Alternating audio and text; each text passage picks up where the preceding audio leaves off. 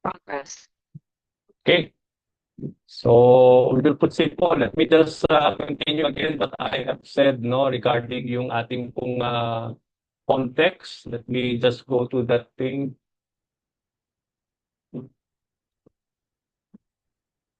Okay, now when we talk about the context, sabi ko nga kanina as I repeat it again for our proper understanding of it. When it comes to exegesis, one of the crucial tasks that we need to understand and we need to do to make a right interpretation of a passage is what we mean by context. Okay, ito yung pinaka very crucial task when you are doing an exegesis of a certain passage. Di ba sabi ko nga kanina, ang ating approach po in understanding the Bible or a certain passage is exegesis. Now, one of the part that we need to understand and we need to know how to make an exegesis of a passage is yung tinatawag nating context. Now, what do we mean by this? Ibig sabihin, when you are understanding a certain passage, you have to understand it in the context. Kaya nga sabi ko kanina, many times na kapag may nagpipits, may nagtuturo, may mga comment na bakit ganun, parang out of context yung sineshare niya. It's because sometimes we are not considering the context or the right context of the passage that we are sharing, okay? That we are able to understand. Now, this task is so important. Ito pong context is so important when you are doing an exegesis of a passage because sabi nga natin, kung titingnan natin yung words, no, words only have meaning in sentence. For example, kung meron tayong isang word, hindi magkakaroon ng right meaning o understanding of the word kung hindi mo siya ilalagay sa isang sentence. Kumbaga sa no, nagkakaroon ng kahulugan yung word kapag inilagay mo sa sentence. At yung sentence na yon, ay nagbibigay ka larawan o nagbibigay kahulugan dun sa word na yon. And for particular naman sa isang paragraph, okay? Kung isang paragraph, marami sa mga sentences doon. Pero kung huhugutin mo lang yung isang sentence, at hindi mo iintindihin yung buong paragraph and you will not consider the preceding and the succeeding sentences, you will not able to fully understand yung sentence na gusto mong intindihin. Kasi yung sentence na yon ay nakalagay sa isang paragraph. At para maintindihan mo yon, kailangan mong basahin, kailangan mong intindihin yung bawat sentences na part nitong paragraph. At ganun yung sinasabi natin when it comes to the context. No? We have to really read and understand the passage according to its context. Okay? Now, what can help us identify the section? Okay, for example, when we talk about the context, kunyari, you have a verse. Ngayon, ano ang limit nito? Paano mo malalaman ang context itong verse na ito? What is so good about our Bible today, mga kapatid? Noong mga panahon na yun, yung mga original manuscript, wala silang verses. Wala silang mga chapters, no? Kaya hindi mo alam kung saan titigil itong thought na ito, itong tinuturo dito. Kaya during those times, kailangan mong tingnan kailangan mo i-identify yung section nitong passage na ito, kung saan ba sa magsisimula at saka saan mag-e-end. Pero ang napakaganda ngayon ng ating mga translations ng ating Bible, mga kapatid, ay meron ng mga chapters. And within the chapters, meron pong mga heading na kagad. No? Makikita ninyo doon na, kunyari, nag-start ng chapter na ito sa verse 1, tapos magtatapos siya sa verse 10, and then beginning 11, meron siyang panibagong theme or topic na ilalagay doon before or verse 11. Kaya makikita mo na kagad yung section limit ng isang verse na kapag inintindi mo itong verse na ito, kailangan mong intindihin yung section limit. Okay? Kung saan nagsimula at saan magtatapos. Okay? Kaya nga, what can help us to identify the section limit of a certain passage? Saan dapat natin umpisahan ang pag-aaral natin when we are understanding a certain passage, no? For example, kung wala tayong mga chapters, wala tayong mga verses sa Bible natin, paano mo malalaman ang limit nitong verse na ito sa context niya? Saan mo siya uumpisahan? Saan mo siya dapat tingnan at saan mag-uumpisa yon at saan magwawakas ng ating interpretation para makuha mo yung context ng passage na yon. Ngayon, meron tayong mag-identify nun. So dito sa ating pong lesson, what can help us to identify the section limit of a certain passage so that we are able to understand yung context ng passage na yon. So ano yung mag-identify sa atin? So una, kailangan nating i-follow yung subject. Okay, di ba sa Bible may mga subject siya, no? Yung titingnan natin kung yung bawat verses na yan, yun pa rin ang sinasabi o yung pa rin ang sinusulat ng writer na yon. Kapag hindi na yun ang binabanggit na, hindi na yun yung parang sinusulat niya, ibig sabihin, nag-stop na yung subject na yon on that verse. Kaya yung susunod na verse na yon, hindi na part ng context nung verse na yon na gusto mong intindihin. So we have to follow the subject. So the two different sections of the book can be known by following the subject matter being discussed by the author. Bibigyan natin ng example ito mamaya, no? I-define lang muna natin at ipapakita po natin dito ano ba ang section limit ng isang passage, no? Titingnan natin yan mamaya. So pay attention to the subject that the writer is discussing. So kapag gusto mong malaman ang context ng isang verse, pay attention to the verses up and pay attention to the verses down kung yun pa rin ba ang sinasabi doon sa verse na iniintindi nyo. Kapag lumayo mo yun, ibig sabihin, hindi na siya part ng context. Kaya kapag pinag-aralan mo ito, malalaman mo na kapag pinag-aralan ko pa itong verse na ito, dapat dito ako mag-uumpisa sa verse na ito at magtatapos ako dito sa verse na iyon. Kasi yung mga nasa taas, iba na yung subject. Yung mga nasa baba noon, iba na rin ang subject. Kaya itong subject na ito yung section limit. Ito yung context ng passage na aking pinag-aaralan. Kaya yan ay napaka-importante mga kapatid. You should know how to follow the subject for you to know the context of the passage that you are learning. Okay, another identifying thing to identify the section limit o yung context ng isang passage is that hindi lang tingnan nyo yung subject o yung topic na dinidiscuss, but also take note of repeated words or ideas.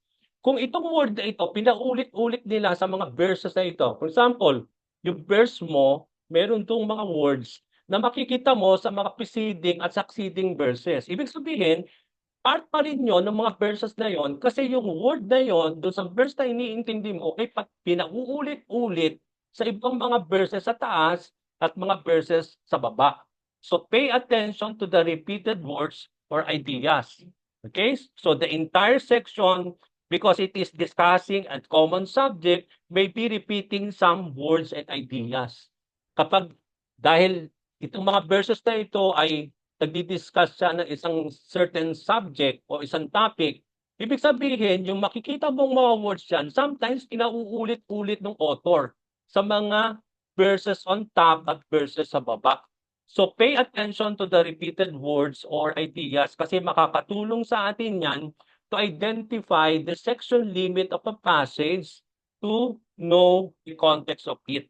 Okay, so taking note of repeated words and ideas may help us determine the beginning and ending of the section. For example, John chapter 15, di ba? Pinag-aralan natin yung the vine and the branches, di ba? Lagi nating makikita yung word abide. No, abide in my word. Sabi to ni Jesus Christ, abide in me, abide in my word, abide in my love. So yung the word abide na yon ay makikita natin part yun ng pinaka-context ng whatever passage that you are trying to learn, no, when it comes to abiding in Christ, no, or how is it really to abide in the Lord? So to abide in the Lord is to abide always in His words. To abide in the Lord is always to abide in His love. So hindi mo siya pwedeng tanggalin yon doon sa context na yon. Kaya when you are understanding that nung sinabi ni Lord, abide in me, no, and you will abide, and I will abide in you, no? Ibig sabihin, hindi natin pwedeng tanggalin yung context wherein we are called also to abide in His words and abide in His love. Kasama yun dapat.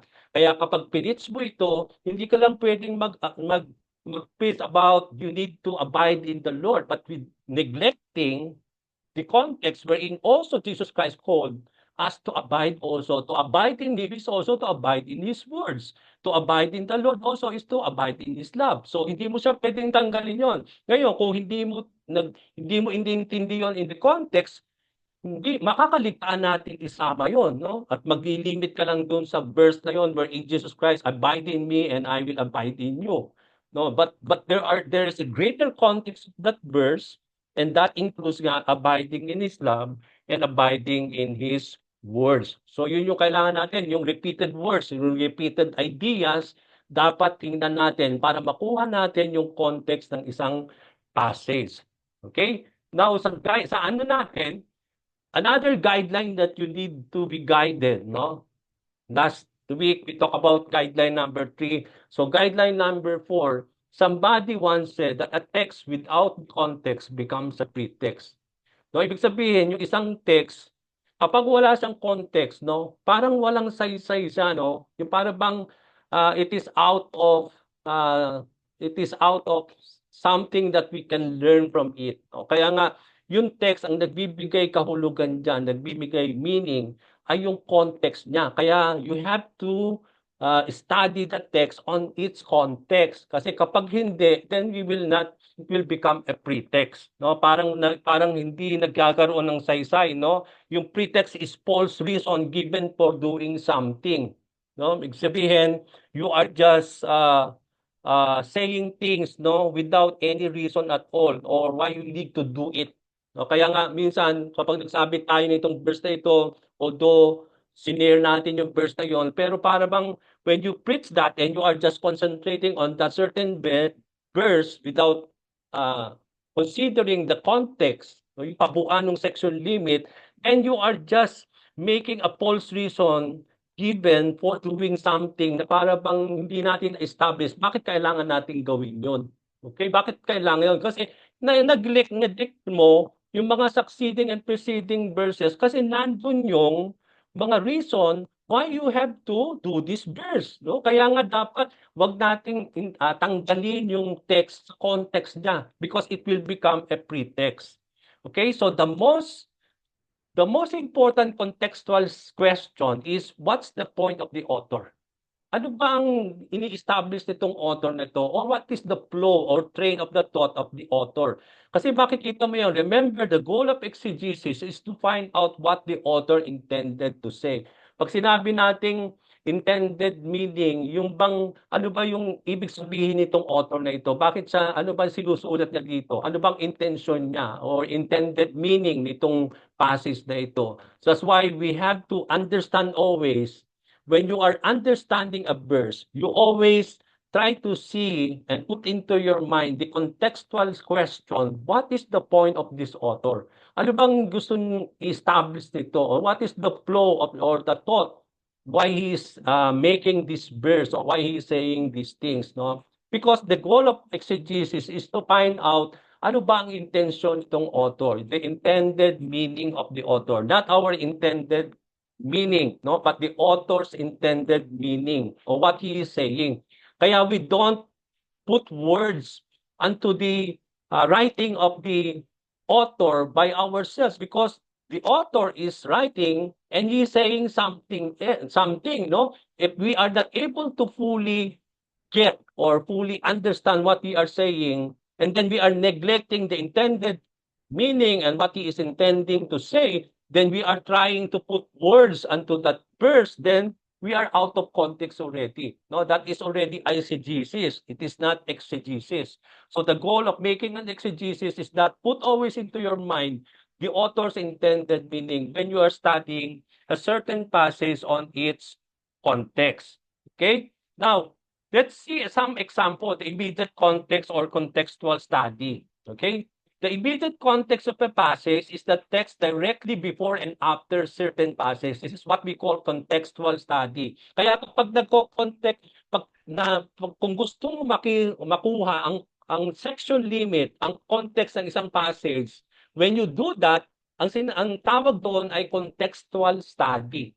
You are trying to establish the context of a certain passage, no? The text directly before and after the certain passage. Yung bang titingnan natin yung preceding and succeeding mga verses, no? Na nakapuloob yung ating pong verse. So in context study of the Bible, we explain biblical statements in the context of the earlier and later words or later words stated by the author. So kung i-consider natin yung mga statements earlier and then after the words that has been stated by the author. Okay? Kaya nga kapag nag-exegesis tayo, dapat gumagawa tayo ng contextual study. Pag nagko-contextual study tayo, inaalam mo yung section limit na dapat ito ang limit ng aking pag-aaral. Kasi kapag nineglect ko itong limit, itong context na ito, I will not able to fully get the right meaning of a certain passage.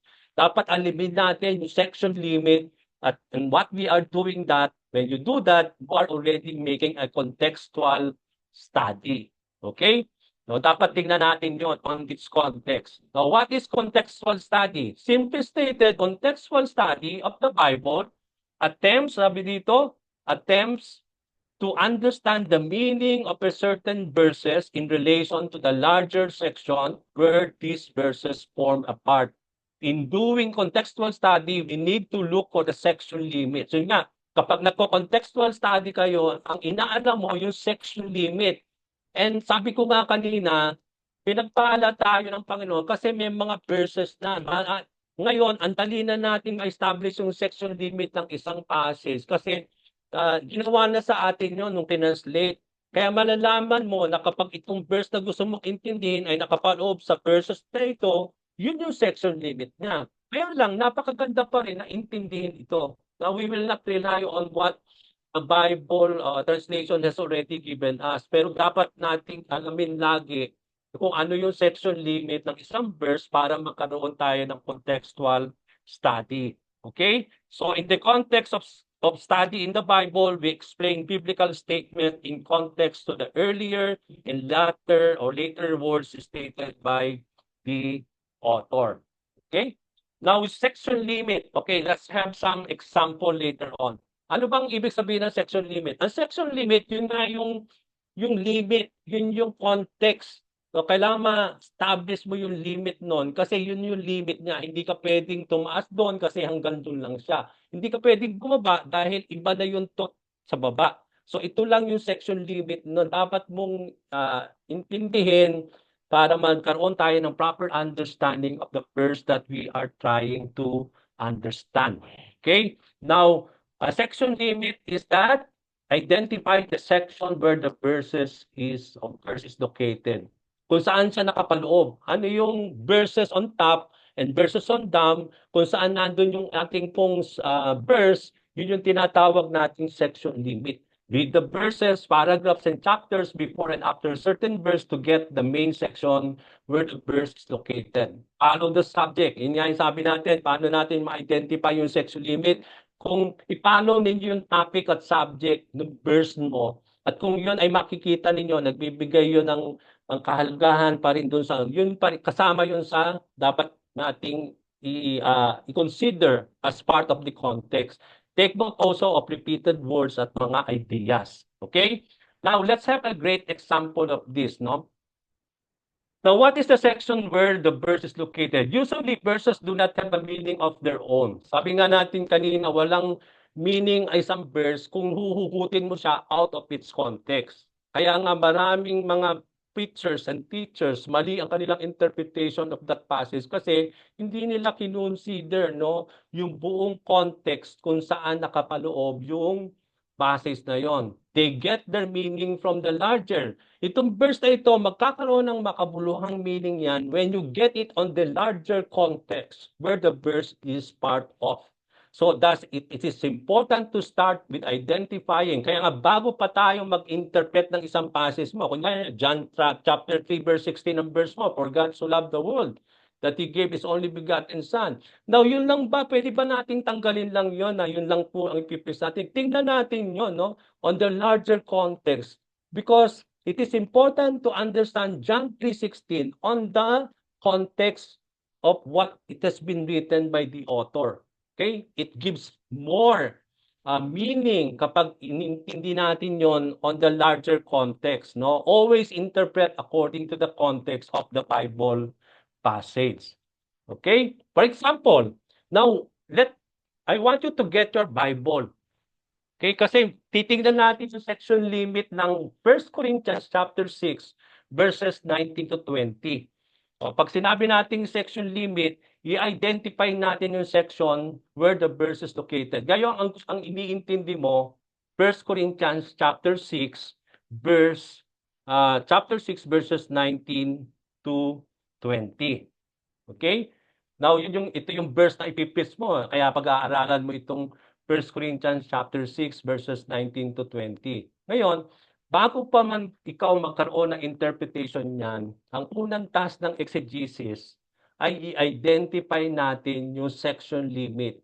Dito ka gagawa ng contextual study na hanggang saan ba itong verses 19 to 20. Yan lang ba stand alone na enough na ba yung 19 to 20 o meron pa tayong dapat i-consider sa taas before verse 19 or meron pa tayong dapat idagdag after verse 20. Kasi maraming beses ito yung danger na nililimit lang natin. For example, gusto mo i-preach lang yung 1 Corinthians chapter 6, 19 to 20, pero hindi yan yung section limit lang.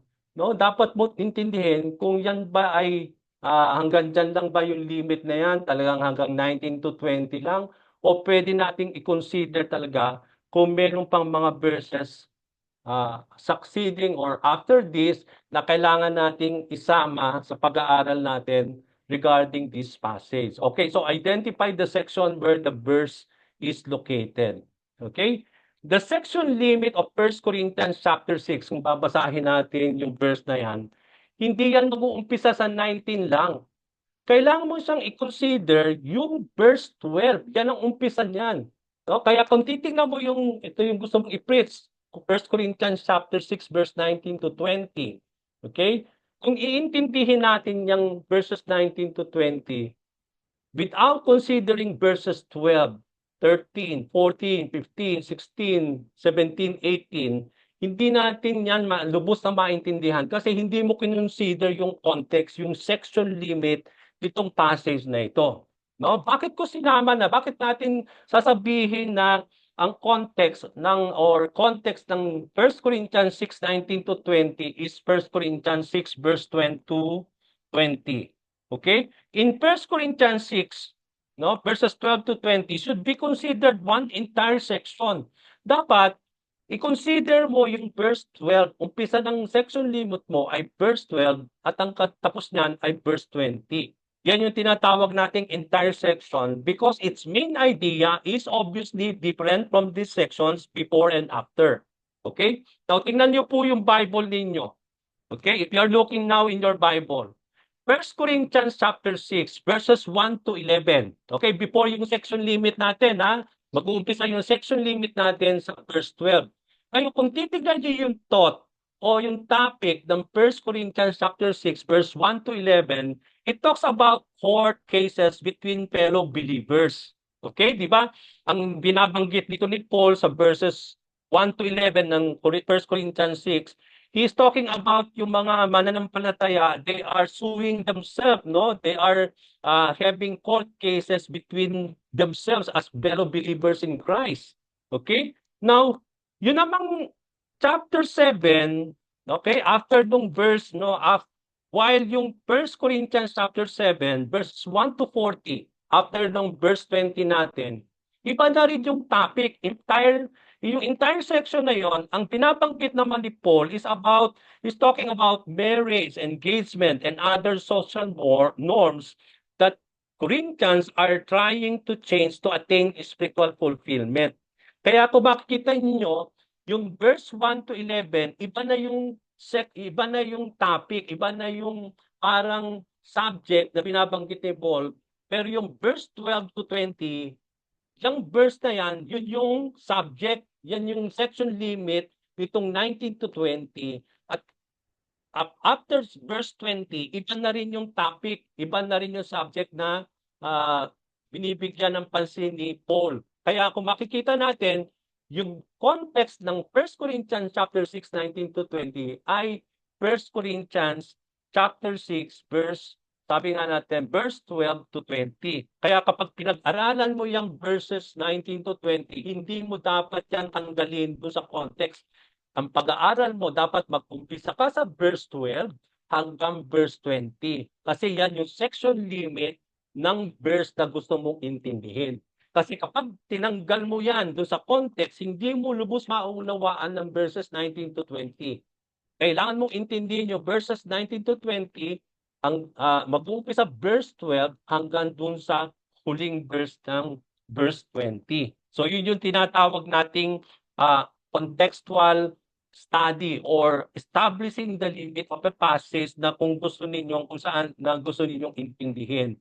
Okay? Now, what repeated concepts can be, di ba, sabi natin, follow the subject o pinalo natin. So, na-identify natin, pag-uumpisa yung subject from verse 12 down to 20.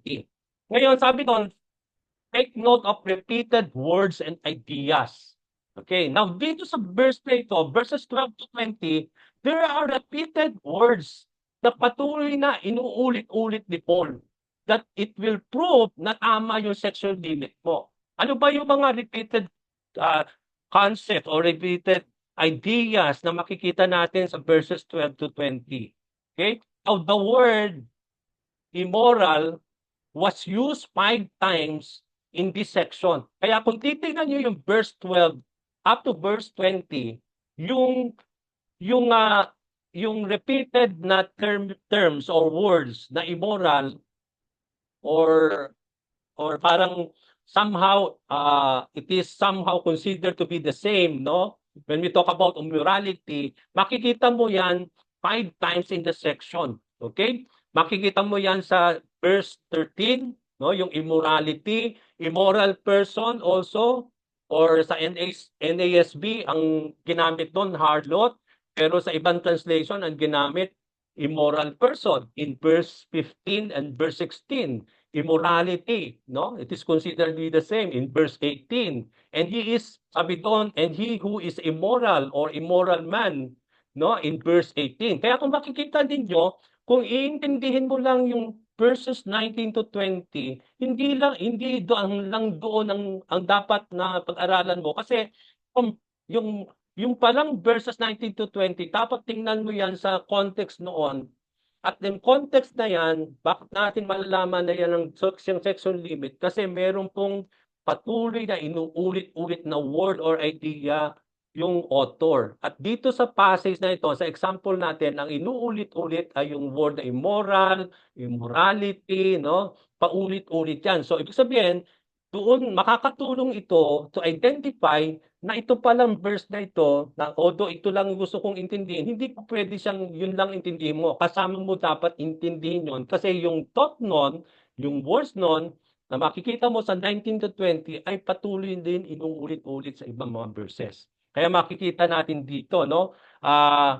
Ganun din naman, no? Hindi lang po immoral ang makikita nating word na inuulit-ulit yan sa context na yan, no? Ng 12 to 20. Isa pong, likewise, the word body or bodies. Kung makikita niyo sa Bible niyo, I don't know what is your translation, pero makikita natin dito, hindi lang yung word na immoral, immorality, ang pinaulit-ulit sa verses 12 down to 20. Yung word na body or bodies is 9 times. No, makikita natin sa verses 12 to 20. Was also used 8 times, no? Sabi dito natin, that was also used 8 times, no? 2 beses sa verse 13, isang beses sa verse 15, isang beses na binanggit din niya sa verse 16, 2 beses binanggit yan sa verse 18, tsaka sa 19, sa 20. So kung titingnan natin, yung word, dahil gusto mong intindihin yung verses 19 to 20 lang, so magiging out of context ka kasi yung body na ini-establish mo sa 19 to 20 ay makikita mo rin sa lahat ng verses na yan starting verse 12.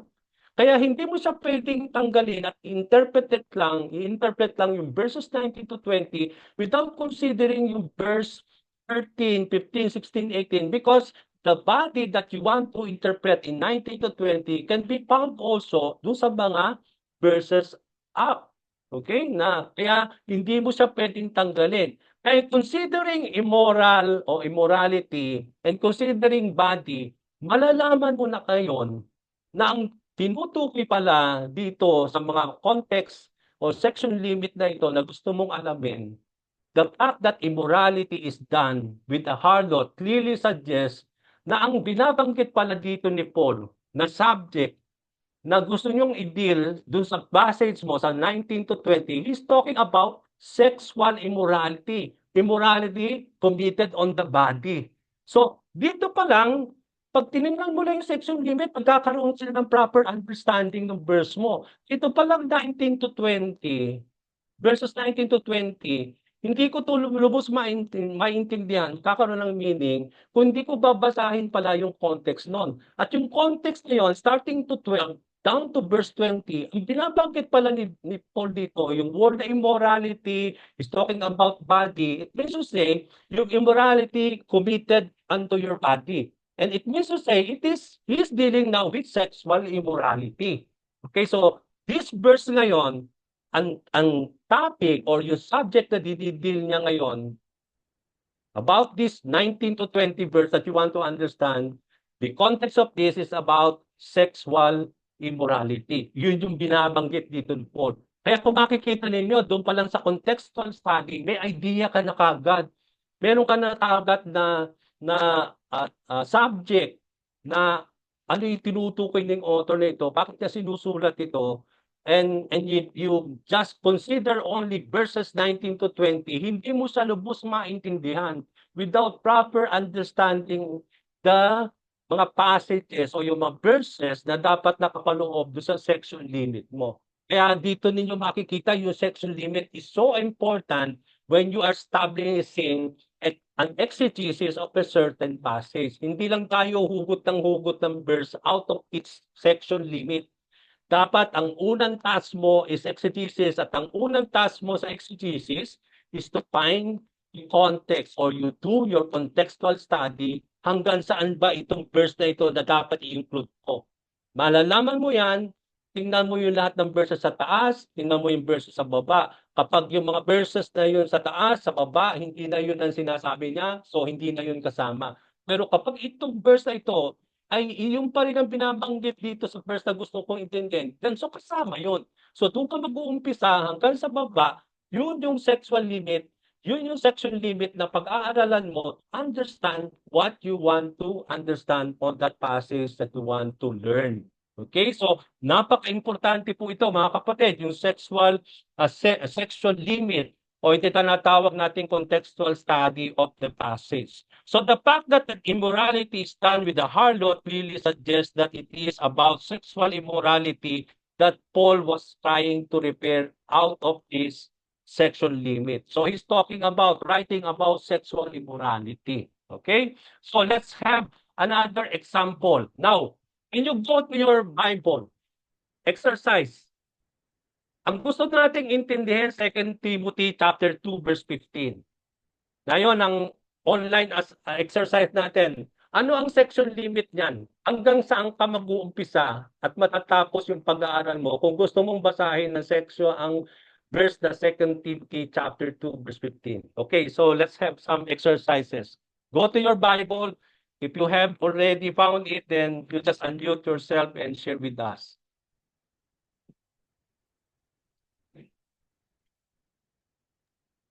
And then try to justify why you said na ang context ng 2 Timothy 2:15 ang section limit nito ay itong verse ito hanggang ganito. And then try to justify why you say so. Explain it. Sige, let's have some online exercises. Maganda nga ito, yung physical tayo, but then we don't have that provision. So let's have it also online. Okay. Find the section limit of 2 Timothy chapter 2, verse 15. And why do you think this is the section limit of this?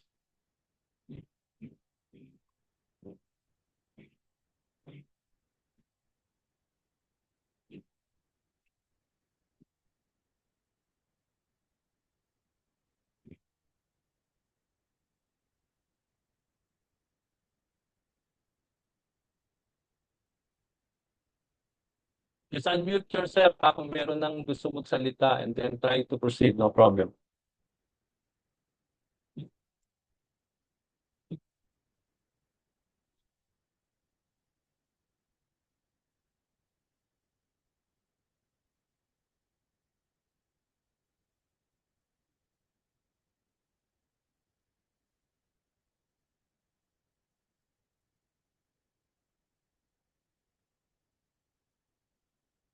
You will able to get this because you have to read the whole chapter of 2 Timothy chapter 2. Kasi kung hindi mo babasahin yung buong chapter na yan, kapatid, hindi mo ma-establish yung section limit.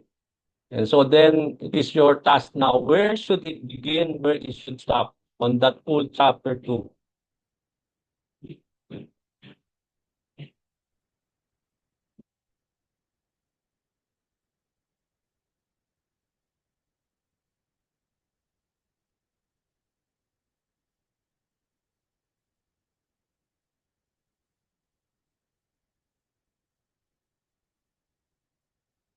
May nakakita na ba? Wala pa.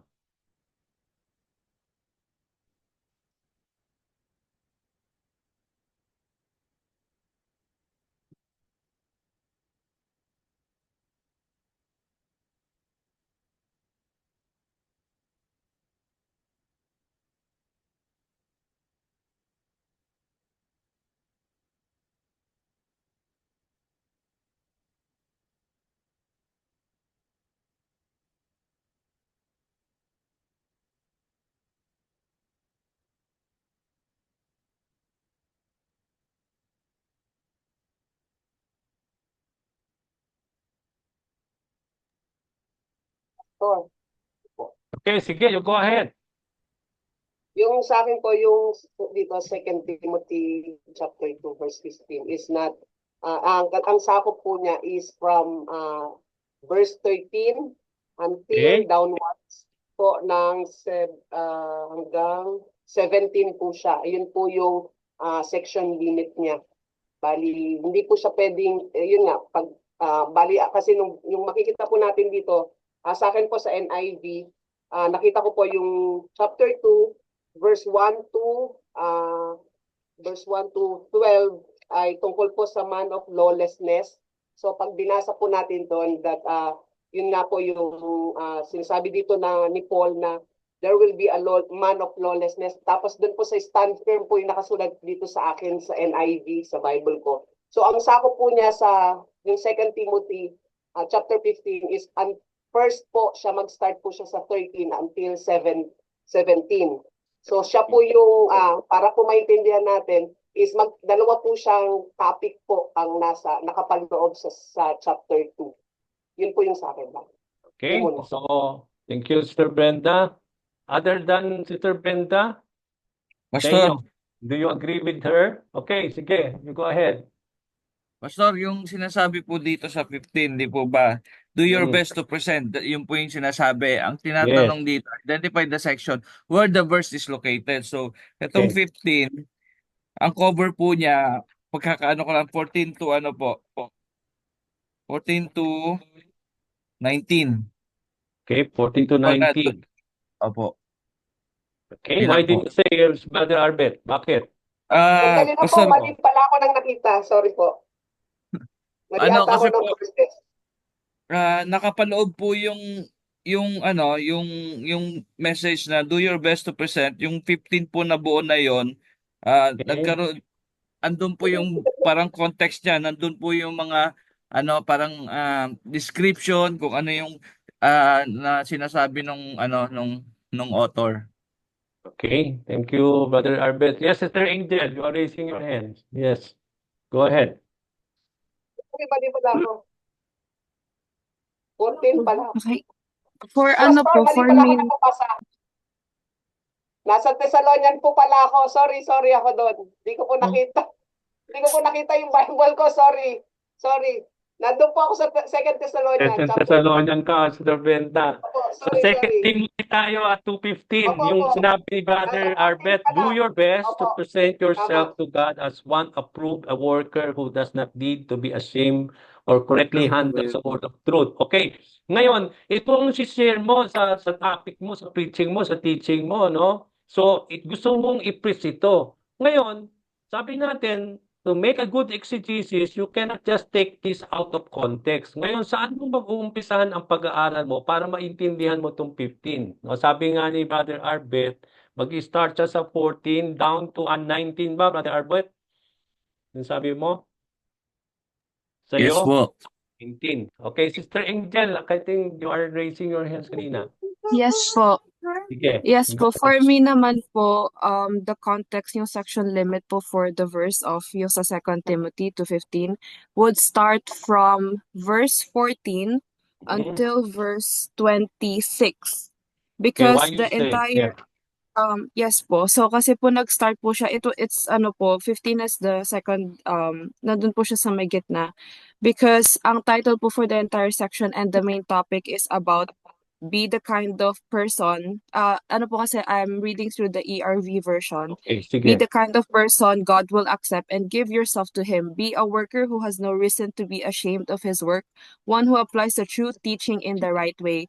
And for the entire verses from 16 po, it's talking about like stay away from people who will talk about things that are not from God. Sa verse 19 naman po, yung foundation po natin in terms of our way of speaking, our way of acting, our way of living. In verse 20, yung mga purpose po natin as to opo. And in verse 22, like stay away from evil things, na talagang nare-reinforce po na we have to stay away from sin, we have to stay away from evil, na we have to fulfill the purpose that God has set out for us to be a worker who pleases God. Yes. Okay. So meron pang na iba bukod kay Angel at Brother Arbet. So, Ako, babawi. sige, Sister Brenda, you go ahead. Sorry malabo po mata ko. Nakita ko pala Second Thessalonian po ako. Sorry. Pero ako, pasaway ka ha. Sorry po. Pasensya na, malabo mata. Ang sa akin, gusto ko po talaga para maintindihan ko yung chapter 1 and chapter 2 talaga po ang babasahin ko. Kasi you cannot understand the chapter 14 going down if you will not see the chapter 1. Kasi magkakarugtong po yun. So, para maintindihan po na. Pero ang section niya ng 2 Timothy, I hope tama na yung nakita ko, is yung section limit, kapag kinuha nyo po yung section limit, nasa 14 siya until 26. You cannot drop it off na kung saan lang. Kailangan may ending pa rin siya. Inumpisahan siya sa 14 ni Paul until 26. Pero medyo mahihirapan kang intindihan if you will not read the chapter 1 until chapter 2. Kasi po, yung 1 and 2, magkadugtong po dito sa akin sa NIV ko. So, I think I need to understand also yung chapter 1 and chapter 2 until the end para po makuha ko po yung context niya na kung malaman ko siya, although may section limit siya, but we need to understand also the previous chapter para po makuha ko yung context niya lalo. Okay. Sorry Thank you, talaga. Sister Brenda. No problem. Okay, let Brother Dennis and Sister Shala. You're raising your hand. Actually, I read the whole chapter po. No? Yung, Okay. So, I started from chapter 1, then it will end also in the last verse, which is chapter 26. Because dun sa, sinabi po nung that when you do your best to present yourself, it tells in verse 1, no? 1, 2, 3. Okay, you then, my son, be strong in the grace of that is in Jesus Christ. And the things you have heard, no, we say in the presence of many witnesses and trust the reliable people, which is also mentioned in how to present yourself to God. And then he said also in verse 3 that being a soldier, you have to be a good worker. No, that's the second part ng binasa natin ng verse 15. That you do not be ashamed. No? Be a worker that is not ashamed, no? And who correctly handles the word of truth. which is nasabi na po doon sa mga succeeding verse is to avoid yung godless. Kasi ang word of truth is Jesus Christ. Para sa akin po, yun po yung sexual limit. Wala po siya limit. Okay, so thank you everyone, no? So now for us, for our proper understanding of this verse, no? Although maganda yung gusto nyong isama yung ibang mga verses, okay, to give a proper understanding of it, wala namang problema kasi if you want to consider chapter 1 para maintindihan mo yung ano ba yung sinusulat niya sa chapter 1, kasi you want to understand that context, okay lang naman din. Wala naman tayong limit doon, no? Wala tayong problema doon. Kaya lang, ang hindi establish natin dito yung section limit. Kasi yung section limit will add to your points, will add to your notes, no? Kasi kung isasama mo lahat, ang dami nun, no? Kaya medyo mapapahaba yung ano. But for your understanding and study, wala tayong limit. Even you can read the whole 2 Timothy. Okay, no problem. Kasi lahat ng mga chapter, lahat ng verses, it added yung reason bakit sumusulat si Paul kay Timothy sa 2 Timothy. But for our proper context, why we are doing exegesis, kasi nga, kung gusto nating i-preach itong 2 Timothy 2:15, kailangan natin malimit lang, hindi pwede lahat talaga. Kasi kailangan nating ma-establish lang talaga yung section limit nito. Okay, although sabi ko nga wala tayong problema even though you start in verse 1 down to the last chapter, but if you will try to see, kaya nga ang kagandahan ng Bible natin, marami po sa mga Bible translation natin, binigay na po yung section limit ng 2 Timothy 2:15. At yan ay nakapaloob, kung makikita natin, as what Sister Angel said, ang limit mo niyan is verse 14 down to 26. Yun po yung pinaka-section limit talaga ng 2:15. Sa akin pong aking pong Bible na sa aking iPad, no?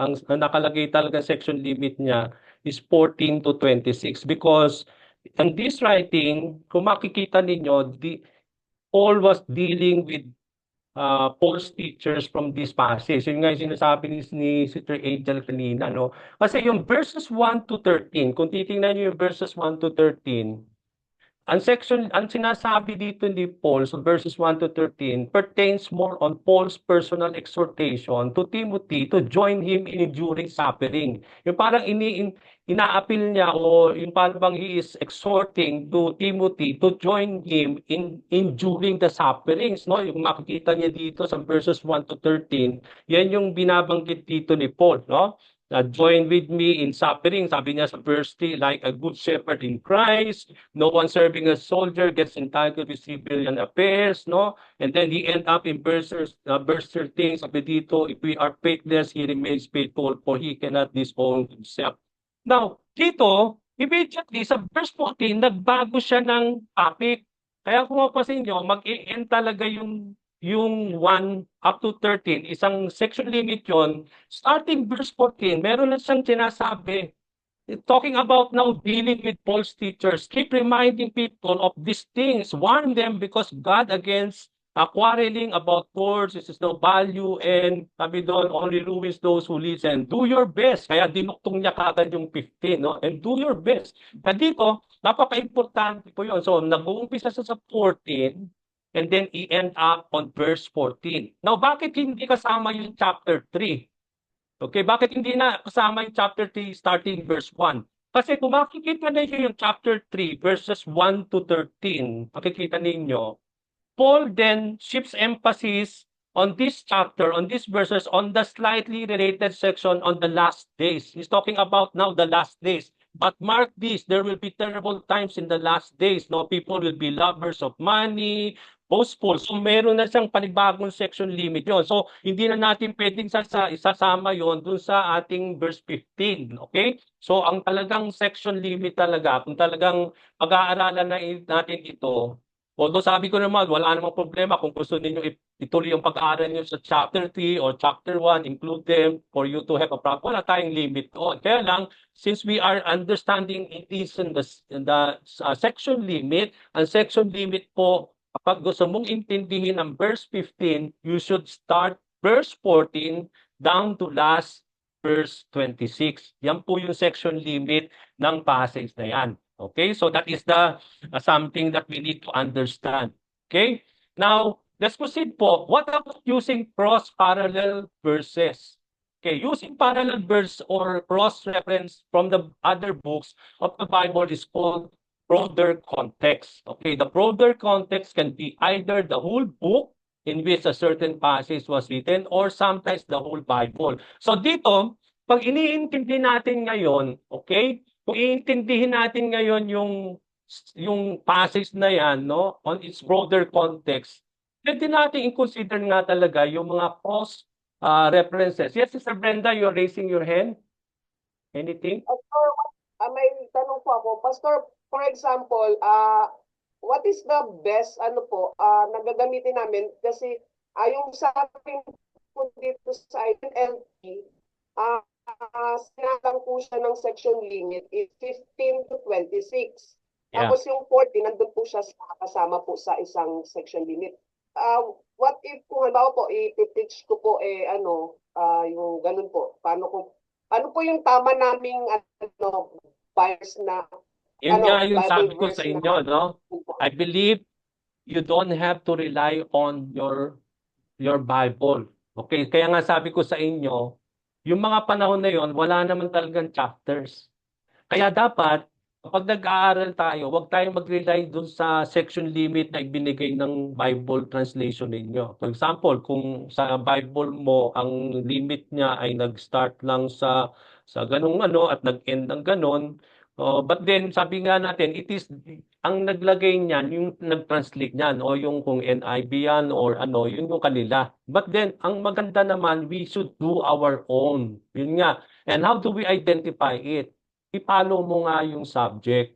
No? Take note of repeated words or ideas. Okay, kaya nga napaka-importante yun. Kaya nga, from time to time, we have to see different translation talaga. You have to cross. Ito nga yung sinasabi natin, magkaroon tayo ng cross references of different translations of the Bible. Kung NIV, tingnan mo, ito ang section limit nila. Baka sa NLT, ito naman din sa kanya, no? But then, you have to have your own judgment. If you feel that gusto mo sundin yung NLT, then that is no problem. If you believe na gusto mo lang itong NIV, okay lang naman, wala namang problema. Okay, so at least somehow you try to compare, no, kung saan nila nilagay yung section limit. I believe na hindi po magkakaiba, matindi ang pagkakaiba ng lahat na. Sigurado baka meron lang isang verse na itinilagay sa kabila o merong isang verse lang na hindi kisinama doon, dinagdag doon. But then hindi siguro ganun kalaki yung differences. Okay, so siguro it is now your judgment now. Paano the subject? If you feel ito tingin mo kakailangan ito, although sinabi sa translation mo hindi na kasama section limit, but you feel that this is had to be added, then you do it. Wala pong problema yon. As long as you are following the subject and it will justify the verse that you are trying to understand and preach. Okay, so yun po yung magiging guideline natin dito, no? Although sabi ko nga iba-iba sometimes, no, yung how they make the section limit, yung iba-ibang mga translation of the Bible. Kaya sa ating part 3, pag-aaralan natin, no, i-differentiate natin yung mga different Bible translations. Kasi nga, iba-iba yung kanilang somehow the way they have made the section limit. No, iba-iba po talaga. But then siguro napakaganda na magkaroon kayo ng sarili ninyo. Kasi in those times, wala naman talagang mga chapters. Ito lang ay nilagyan nila on their own, that they feel this is what should be the section limit of everyone. But then, you can do your own naman as long as you feel na dapat isama ito on how you are able to understand and preach the certain passage. Okay, so I hope it enlightens our hearts. Now, when we talk about the broader context, so for example, let me give you an example. Di ba yung 7 I.Ams of Jesus Christ, no? Kung titingnan mo ang broader context ng John chapter 6 verse 35, no? Kung titingnan mo ang broader context niyan, hindi mo siya pwede talaga na i-understand lang yung verse na yan on its own because it is part of the 7 I.Ams. Kaya kapag pinits mo yung 7:6:35, hindi mo siya pwedeng hindi ilagay sa context kasi itong verse 6, chapter 6:35 ay kasama sa broader context wherein Jesus Christ is talking about that He is the great I am, that I am the bread of life, I am the light of the world, I am the door, I am the good shepherd, I am the life and the resurrection, I am the way, the truth, and the life, I am the true vine, di ba? Yun yung broader context nun. And so that's why we cannot really put this out of context. Kaya kapag pinits mo yung John chapter 6:35, mga kapatid, you are able na hindi mo siya pwedeng aralan lang regardless of the broader context because this is part of the 7 I ams of Jesus Christ. So yun yung tinitingnan natin dito, no? Makakadagdag pa sa iyo lalo kapag pinits mo yung John chapter 6:35, kung pinag-aralan mo at kinuha mo yung broader context wherein Jesus Christ, out of this passage in John chapter 6:35, He is claiming that He is indeed the great I am, just like those passages in the broader context, yung ibang mga chapter dito sa book of John regarding who He is as being the great I am. Okay, we talk about also the 7 miracles, no? Yung mga we talk about the 7 miracles of Jesus Christ, no? And when it comes to Him as being the Messiah. So yun yung tinatawag natin broad context naman. Okay, na sabi nga natin, dahil it should be considered, sabi ko nga kanina, no? It should be considered, the broader context can be either the whole book, no?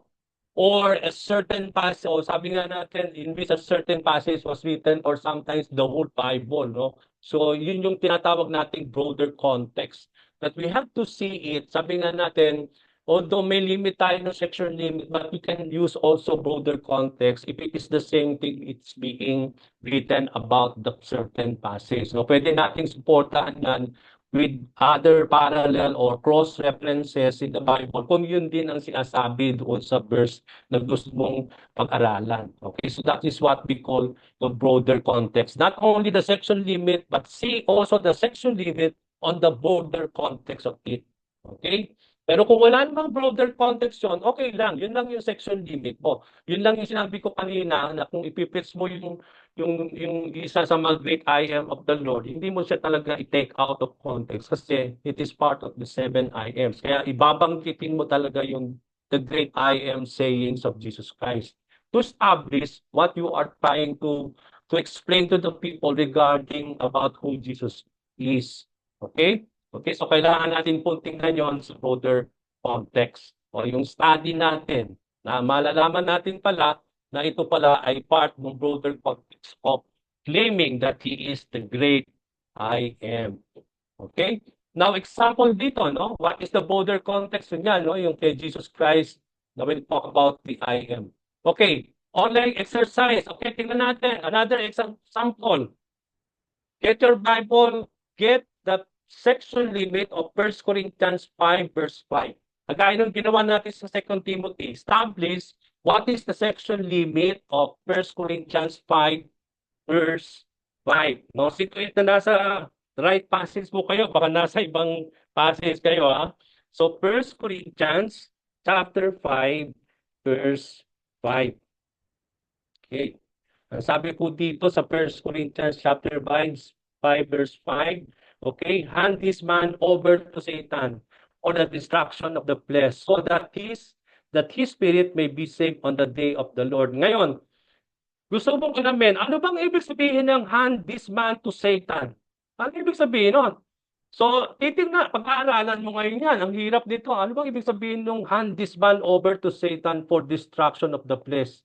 Ngayon, kung ito lang ang pipis mo, chapter 5, sa chapter 5, without seeing this on the broader context, wala tayong makikitang anong meaning nung hand this man over to Satan for destruction of the flesh. Ano bang ibig sabihin nun? So, ibig sabihin, titingnan mo yan sa greater context kasi doon mo maiunawaan ano sinasabi ni Paul regarding handing this man over to Satan. Okay, so again, let's go. Let's have an exercise again. Go to your Bible. Tingnan nyo yung section limit nitong chapter 5, verse 5. Saan magsisimula, saan magtatapos. Tingnan nyo rin kung saan yung section limit ng translation ninyo. Baka yun din yun talaga. Or you have to do it yourself. O merong tingin mo, hindi dapat yun, ito dapat. And but then justify yourself. Bakit ganun? Okay, just raise your hand if you feel you are able to see it and then try to explain why you say so. At try to understand ano bang ibig sabihin ng hand this man over to Satan on your when you try to read this thing. Ano bang ibig sabihin ng hand this man over to Satan doon sa section limit? Anong ibig sabihin kaya niya?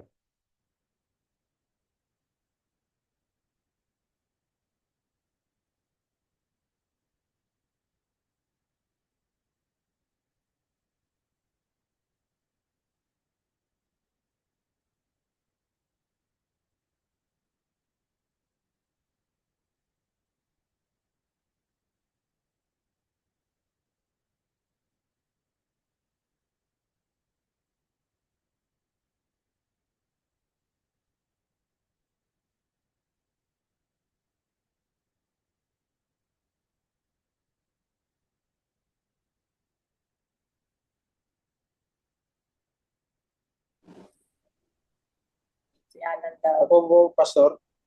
Ha? Ako po, ma'am. Hanggang dun sa 1 to 5 lang talaga. Ng 1 Corinthians na 1 Corinthians chapter 4, Oo. verse 1. 1 to 5. Umpisa ng chapter 1, tapos 1 to 5 verse po. 1 up to verse 5 lang. Ang sabi Hanggang mo, 5 lang Brother po ako. Alan, yun lang ang limit nung sa'yo. Oo. Okay. Sa iba, Tama yun sa'yo. Sinabi ko. Di ba, Pastor, kasama rin yung diniscuss kanina, sexual immorality. okay? Yung sa may 6, sa may chapter 6, 12, kasama rin po yan. Yun lang po yung Okay. dagdag ko, bukod doon sa 1 to 5. Mhm.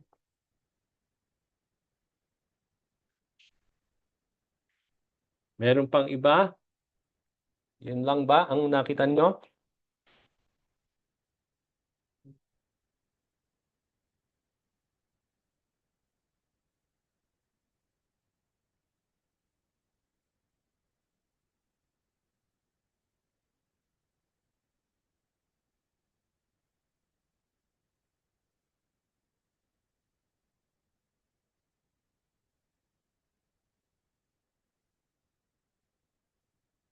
Sa inyong translation, anong nakalagay? Sa inyong mga Bible, anong section limit nitong 1 Corinthians 5:5? Sino yung mga merong mga section limit dyan? Akin po, chapter 5 siya. Sa NLT tsaka sa NIV, isa Saan lang nag-umpisa po yan? sa verse 1 po. Hanggang 13 po sa NIV. Tapos sa Okay, sa NIV hanggang 13. Sa NLT, Sa NLT po, ganun din po. parehas din. Dalawa po Verse yung 13. Okay. So kung titingnan natin, no, just to make it, para hindi tayo magtagal mga kapatid, no? So it means to say, if we will try to see the section limit of this, no, makikita natin, it starts now in, kung titingnan natin, no, it starts now kung baka sa makikita natin dito from verse 1 down to verse 13. Okay, so tama yun sa NIV, tama yun sa NLT. Okay, talagang hindi mo siya pwedeng tanggalin. Kailangan mo i-consider yung buong chapter 5 if you want to learn verse 5.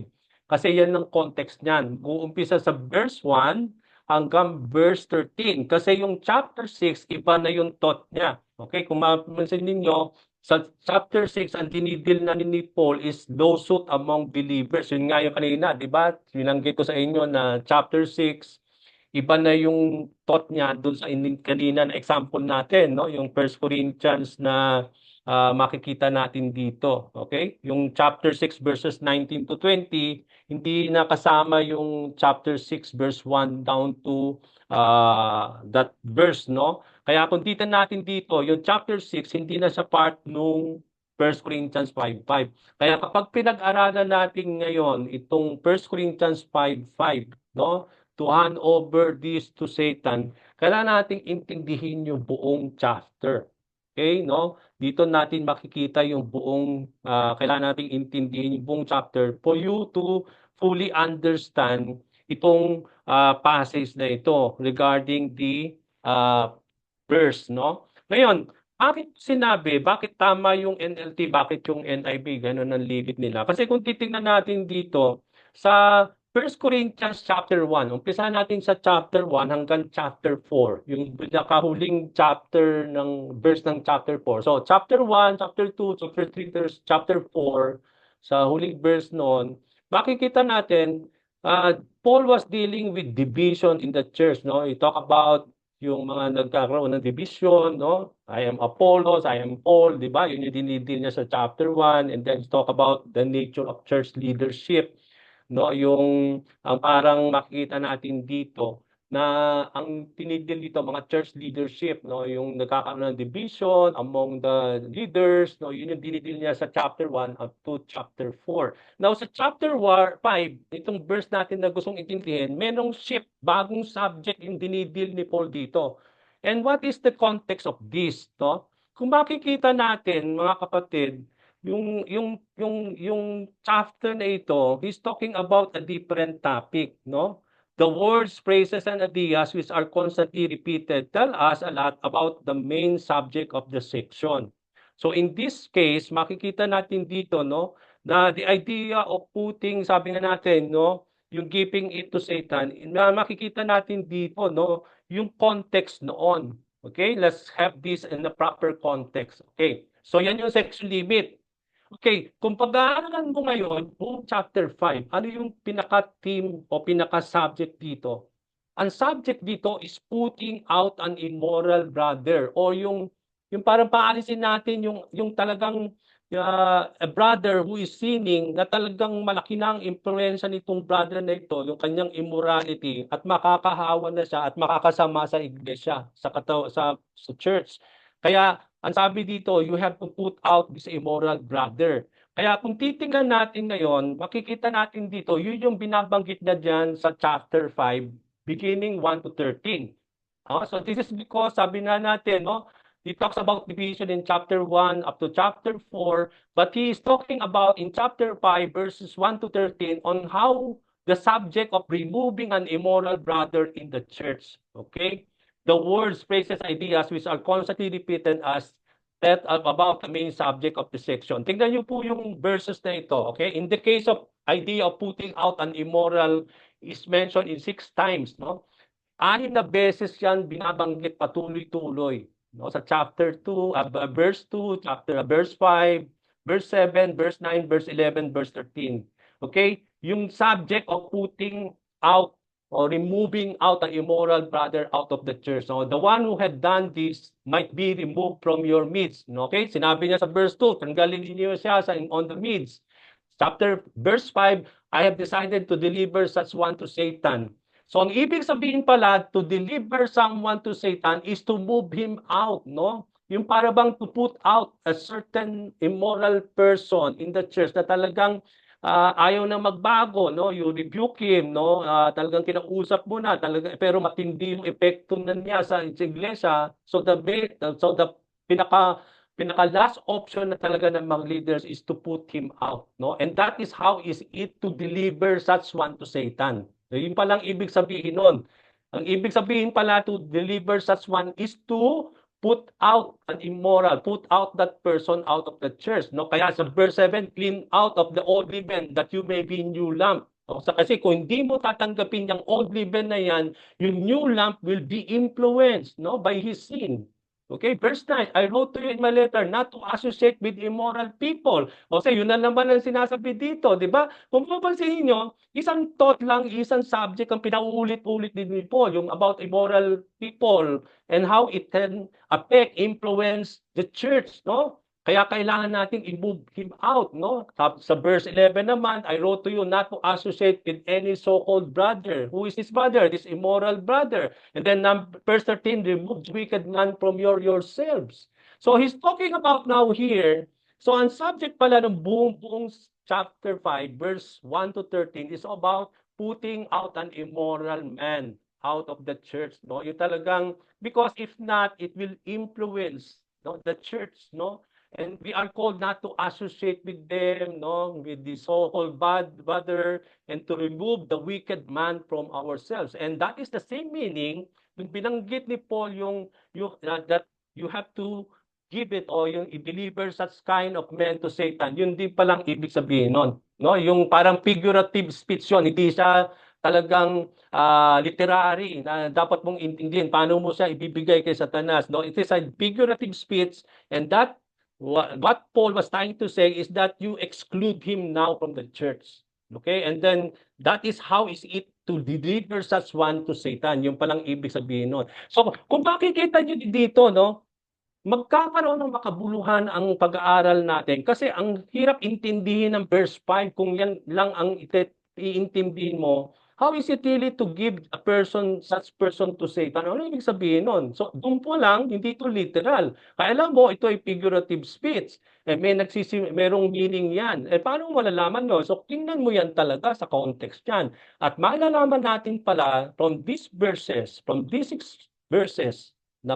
kapaloob sa buong section limit, yung palang ibig sabihin nun. Paul was dealing with such an immoral man that the leaders now had dealt with him, no, na ayaw na talagang makinig, no, and somehow you had already rebuked him, and then you had talked to him, no, but then talagang he still continuously doing his immoral thing, no, and then it is already affecting the whole church and the people. So the last option now is really to exclude him now from the church. Put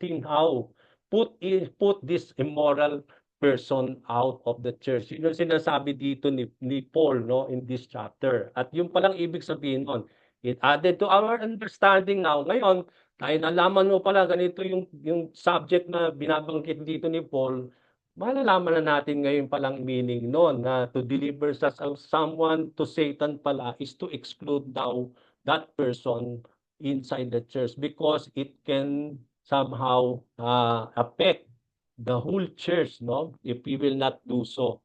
Okay, so doon pa lang alam na ninyo yung meaning, no? So yung section limit, kapag alam na ninyo yung section limit, it added to your understanding talaga. Kaya nakita natin dito sa example natin mga kapatid, mahalaga po sa exegesis yung ma-establish ninyo yung section limit. At kapag na-establish ninyo yung section limit, try to understand, observe all those verses na nakapaloob doon sa section limit ninyo kasi mag-a-add yun doon sa pinaka-passage mo. Kaya dito ang passage natin, chapter 5, verse 5. So kung yun lang ang ipipreach natin, ang hirap i-preach yan. Pero kapag na-establish mo yung section limit, inintindi mo yung bawat verses na nakapaloob doon sa section limit na yan, nag-observe ka, and you try to understand those verses, ang dali nating i-interpret yung certain passage if we are able to consider the section limit. And those verses added also to the meaning and to the interpretation of the passage that you want to learn. Okay, so dito natin nakita yon mga kapatid. Okay, so dito we will not go further po mga kapatid. We will end on this. We'll try to just use yung mga natitirang oras natin if we want to ask or you want to clarify something. Pero sabi ko nga no that you will have your assignment po, no, to study that you will try to do such kind of thing, no? Try to see the contextual study of a passage and try to somehow try to establish the limit and then try to justify why do you think says so na bakit kailangan. Ngayon, magiging madali po ito sa inyo kasi meron na kayong mga section limit sa Bible ninyo, okay? But then I will not try to question that, but as long as you study a certain passage so that you are able to have a passage of it. Okay, yung ano po natin, no, kung makikita natin dito.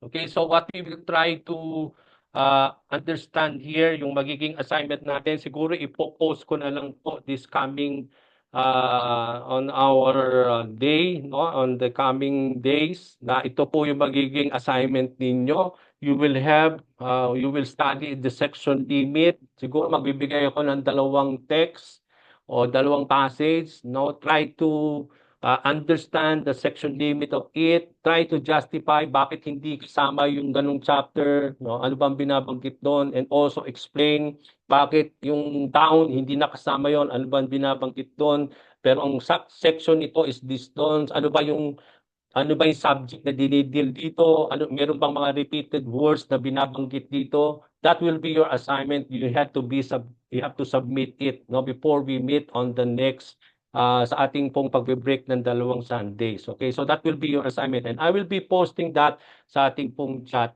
group. Okay, so let me just stop this muna, yung ating pong recording, and then